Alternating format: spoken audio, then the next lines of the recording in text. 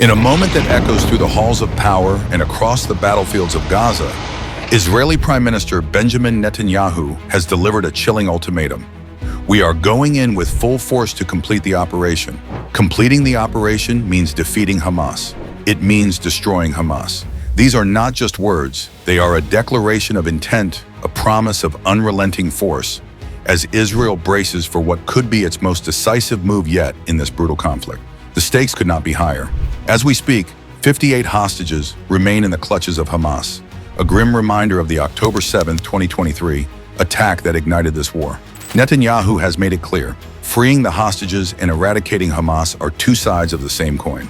It's possible that Hamas will say, "Time out, we want to release 10 more hostages. Fine, bring them, we'll take them, and then we'll go in." But there will not be a situation in which we stop the war. This is a leader who sees no room for compromise, only total victory. But as Israel prepares for this all-out assault, the world is watching, and the cracks in its most critical alliance are becoming impossible to ignore. President Donald Trump, who concluded a 4-day Middle East trip starting in Saudi Arabia, engaged in talks aimed at ending the war in Gaza. Yet an apparent chill between Trump and Netanyahu has sent shockwaves through Jerusalem and beyond. Reports suggest Trump has cut contact with Netanyahu, though this remains unconfirmed.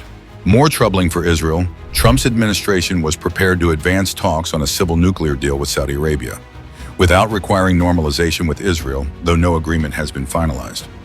This is a seismic shift. Riyadh has long demanded a Palestinian state as a precondition for full ties with Israel, a demand Netanyahu has rejected outright.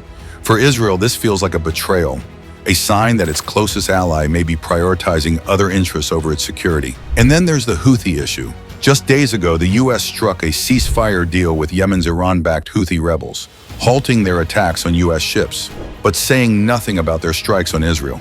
Israel was blindsided. Netanyahu's response was swift and defiant. Israel will defend itself by its own forces. It's a stark message.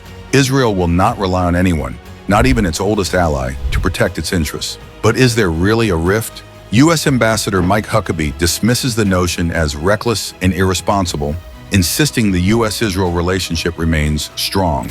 The National Security Council echoes this, calling Trump Israel's greatest friend.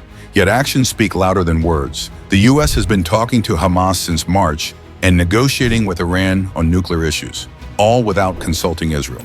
For Jerusalem, these are not just oversights, they're warning signs. Experts are divided. Some see this as Trump giving Israel tough love, pushing it to stand on its own.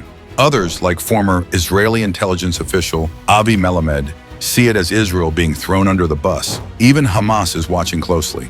A senior Hamas official recently told Newsweek that any disagreement between Trump and Netanyahu would be a positive development, potentially weakening Netanyahu's hand and opening doors for negotiations. It's a chilling thought. Israel's enemies are rooting for its isolation.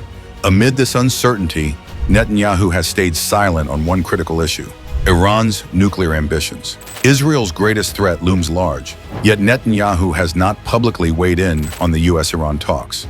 Instead, he focuses on Gaza, on Hamas, on the immediate fight. But the question lingers. How long can Israel fight on all fronts against Hamas, Hezbollah, Iran, and now perhaps without its strongest ally? Adding fuel to the fire, Trump's Middle East envoy Steve Witkoff reportedly told families of hostages that Israel is drawing out the war. It's a blunt accusation, suggesting impatience in Washington.